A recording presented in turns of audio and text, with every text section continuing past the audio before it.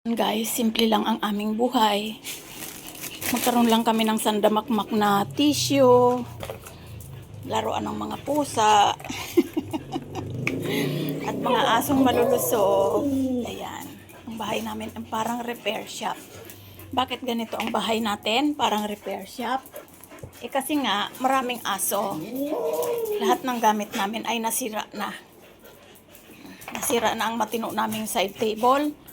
Laruan na lang ng pusa ang meron. Nabasag na yan ng mga pusa ng aso. Ang mga scratch post nila sira-sira na rin kasi sobrang malakas mag-scratch yan. Yan.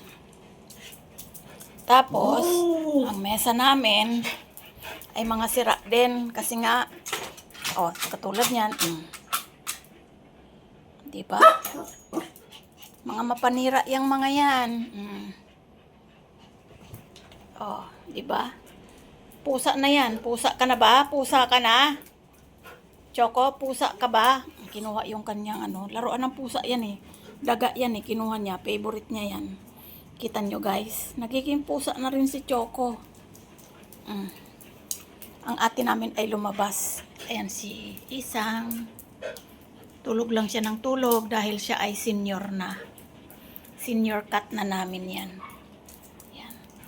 Simple lang ang aming buhay. Pero sinisigurado naming makakain ng masarap.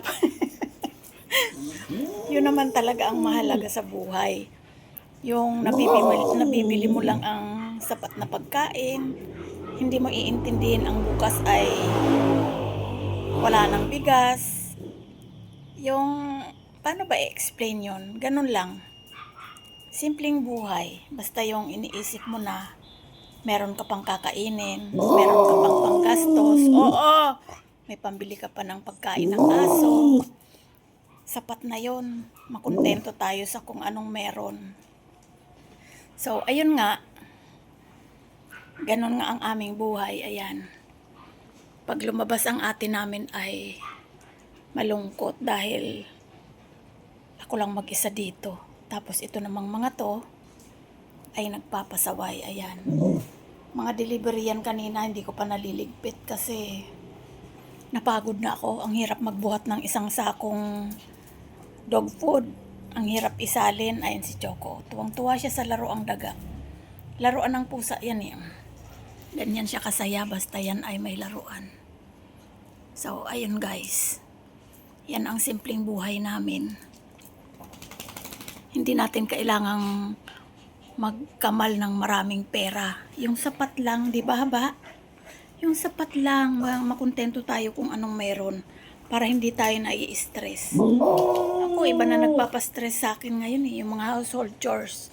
Napapagod na ako eh. Napapagod ako maglinis ng mga yan oh. Yung mga yan oh. Yung mga basurang hindi mo matatapon. Yan. Mga basurang mamahalin mo talaga. Yan, katulad yan, bagong tsuklay yan. Bagong groom ni mama yan, oh. Bagong groom ni mama yan, kaya soft ang balahibo niyan. Kahit kutab-kutab ang gupit ni mama, sayang masaya na yan. Pero yan, ayaw yan magpasuklay. Yan, oh, yung pagmumukang yan. Ayaw din yan magpatutbrush. Ayaw mong sinasabi ko yung totoo. Totoo naman. Tapos hindi mo man lang sinasabi. Bukas na pala yung aircon. Bukas pa yung pintuan. Di mo sinabi.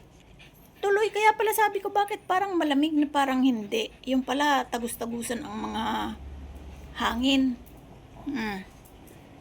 Yan si Itim. Isa ding ayaw magpa-toothbrush niyan. Sayang ang toothbrush at toothpaste. Sayang, di ba? Sayang Itim. May toothbrush nga, ayaw mo namang gamitin. Ay, bakit? Ang lakas naman ng hikab mo. Humikab si Kisame, tapos may sound. Oh. Yan. Ayan. Nagpapahinga-pahinga ako dyan guys sa upuan. Katabi ko mga aso. Yan. Ayaw ko magpahinga sa kwarto kasi walang tao dito sa labas. Ako ang security. Ops, ano yan, haba? Aztec lover.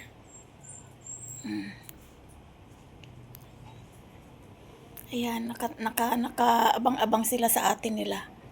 Ganyan ang trabaho nila kapag wala ang isa sa amin. May pinuntahan, sila ay nakaabang lang lagi sa pintuan. Hindi sila umaalis dyan. Pumunta lang ako dito, nagsisunod na kayo. Saan kayo pupunta? Sarado ang pinto dyan.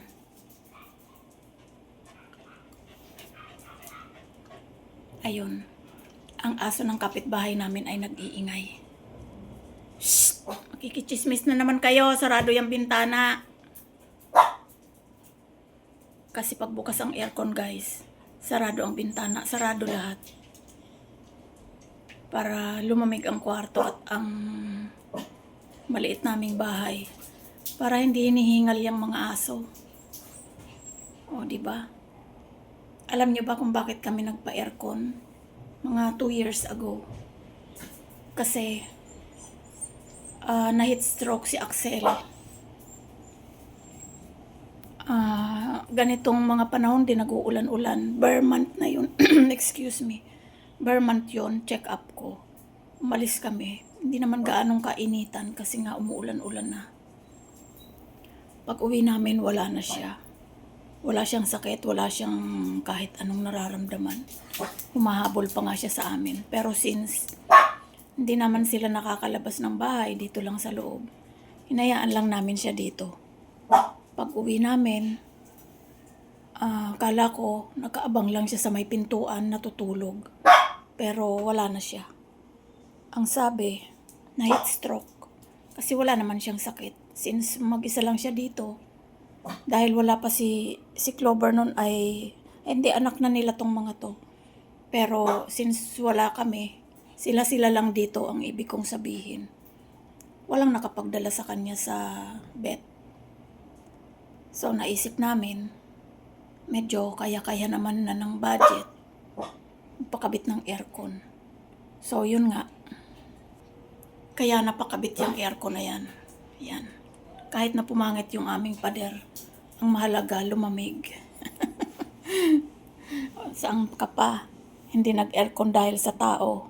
Kasi ako, natitiis ko yung init kasi may air cooler naman. Itapat ko lang sa akin yung air cooler. Okay na. Pero itong mga to kasi, sobrang nakakaawa guys kapag katanghaling tapat. O kaya hating gabi na walang kahangin-hangin. Kahit umulan pa yan kasi iba talaga ang init. Lalo pag umulan, yung konti lang ang ulan. Kunyari, ambon lang, lalong mainit, maalinsangan. Kapit na kapit sa balat natin, kahit nasa loob ko ng bahay.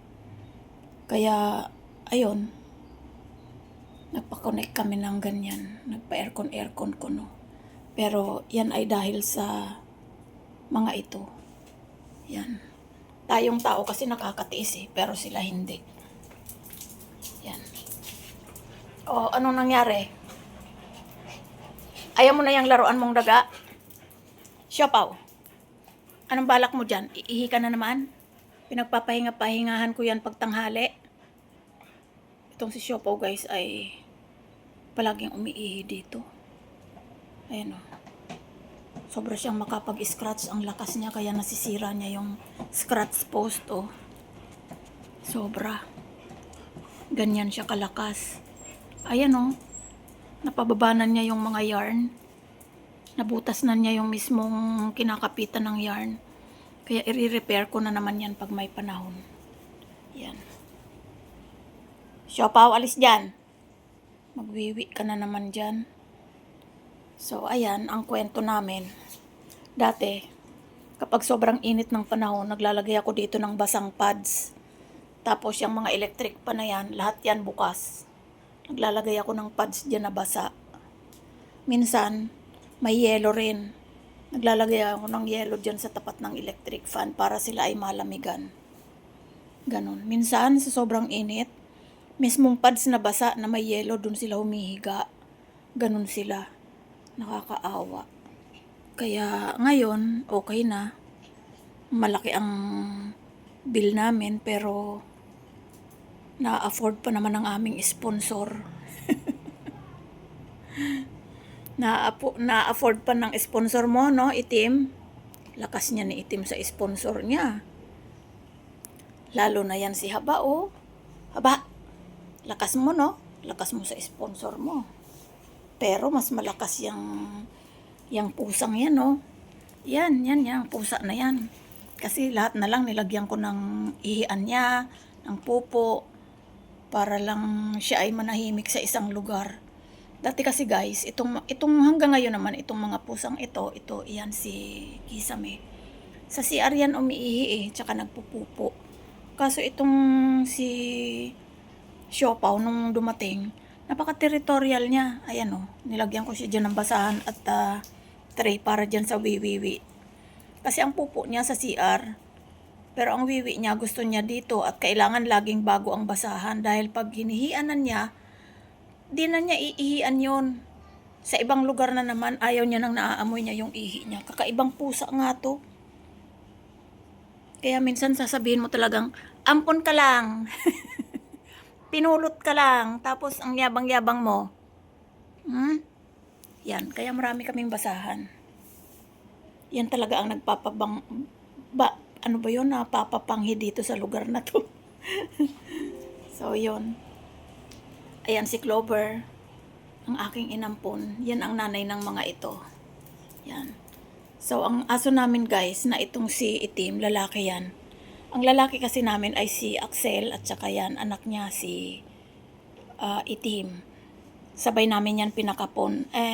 May pagitan pala nung gumaling si Axel. Saka namin pinakapon si Itim. Hindi titigil.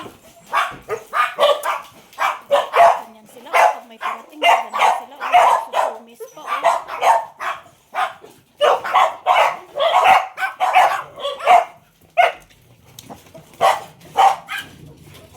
Daling mapagod ang habangbang.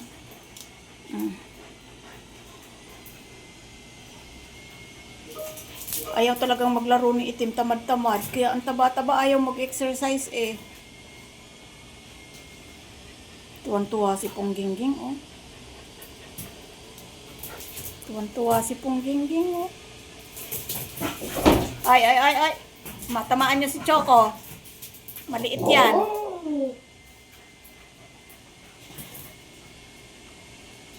Diyan na naman kayo sa ilalim ng tatrabaho si ate nyo.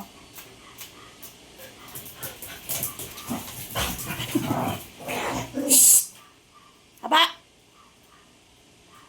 Maliit yan si Choco, huwag mong patulan.